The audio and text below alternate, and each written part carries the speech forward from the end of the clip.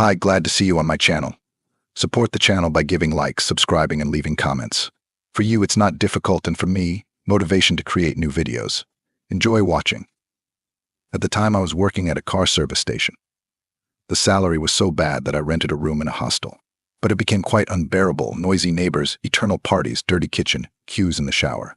I started looking for something cheaper. I looked through competitors' ads and asked acquaintances at work. My mom suggested, remember Susan Carter? The one who lived in the same building with us? She rents apartments cheap. I hesitated at first. After all, an acquaintance seemed inconvenient. But my mom insisted.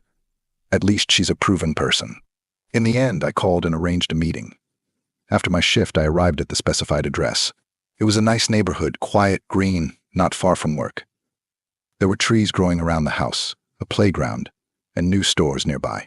There was the scent of blooming flowers in the air, and children's laughter coming from the playground next door, making the neighborhood seem lively yet peaceful. Susan Carter met me at the entrance.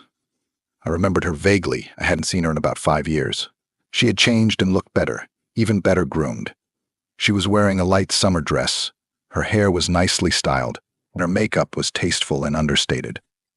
She was probably about 45 years old, but she looked younger. Her confident posture and welcoming smile immediately made me feel at ease, as if I had entered a space where I could finally breathe. We went up to the apartment.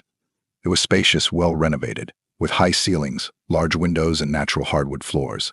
Susan gave me a tour, showing me the kitchen with new appliances, the bathroom with a jacuzzi tub, and the glassed-in balcony. The living room was decorated in soft pastel colors, filled with elegant furniture and family photos that added warmth to the space.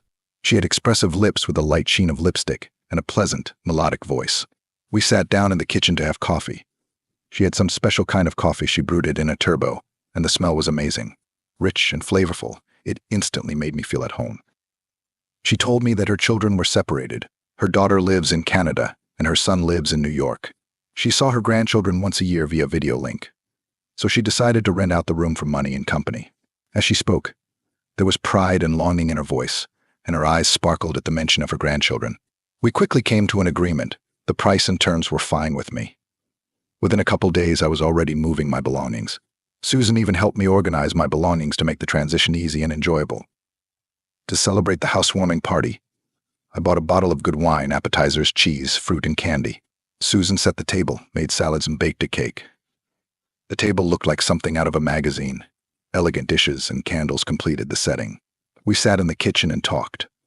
She told me about her youth, her work as a school teacher, and her travels with her late husband. Her stories were vivid and engaging, painting pictures of a life of hardship and joy. I listened and thought, what a beautiful and intelligent woman she is. She asked me if I had a girlfriend. I honestly answered that I did not. I explained that work takes up most of my time, leaving no room for a relationship.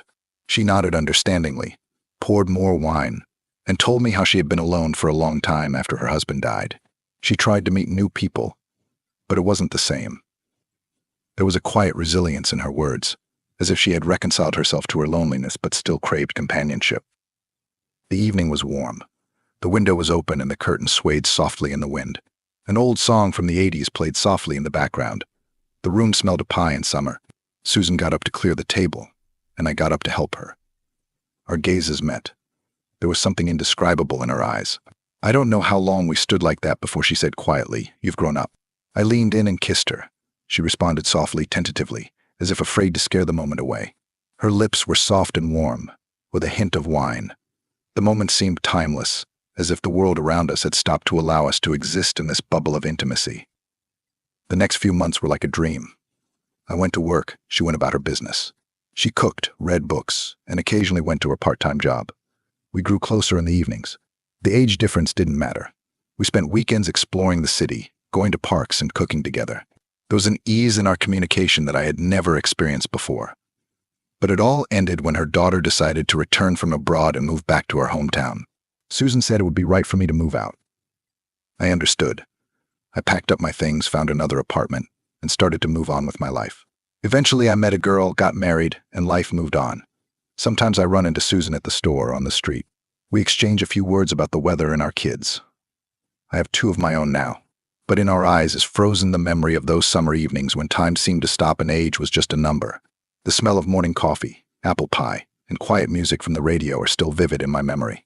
Those moments taught me that connections can arise in the most unexpected ways and leave a mark forever.